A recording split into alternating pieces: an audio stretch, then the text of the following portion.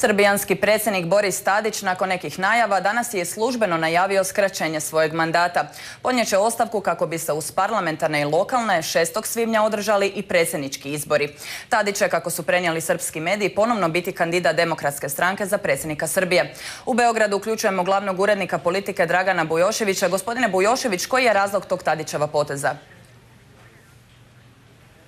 Pa mislim da je ključni razlog taj da pomogne svojoj stranci na ovim izborima i da jednostavno ne dođe u situaciju da eventualno bude u kohabitaciji sa Srpskom naprednom strankom.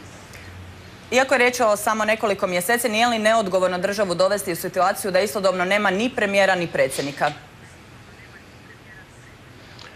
A to je problem koji Srbija će biti suštinski bez predsjednika i bez zvaničnog predsjednika bit će nekih možda mjeseci i po dana ili tako nešto. Zvaničnici su pokušavali da uvere javnost da oni rade sve da se svi bezbednosni rizici smanje.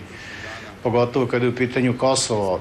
I ovih dana su mediji u Beogradu pisali o tome, ali ništa bliže od toga nije objavljeno i ništa detaljnije od toga nije objavljeno.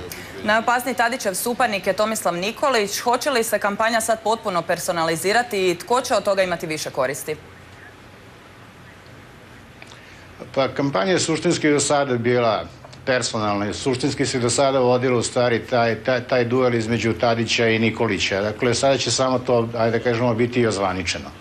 A prema anketama, nekim prognozama analitičara, tko ima veće šanse za pobjedu? Ankete ove koje se rade stalno i koje se uglavnom ne objavljuju govore o tome da je koalicija koju ima Demokratska stranka u nekoj blagoj prednosti u odnosu na koaliciju koju imaju naprednjaci i da u stvari oni suštinski mogu da naprave vladu sa socijalistima i eventualno sa LDP-om. Istovremeno ta istraživanja pokazuju da je Tadić bolje ocenjen političar, vrednosno bolje ocenjen političar od Tomislava Nikolića. Oni su, da podsjetim, imali do sada 2 duela. Nikolić je pobeđivao u prvom krugu izbora, ali u drugom krugu izbora kao konačni pobjednik je bio Tadić. Gospodine Bujoševiću, hvala vam na ovom razgovoru.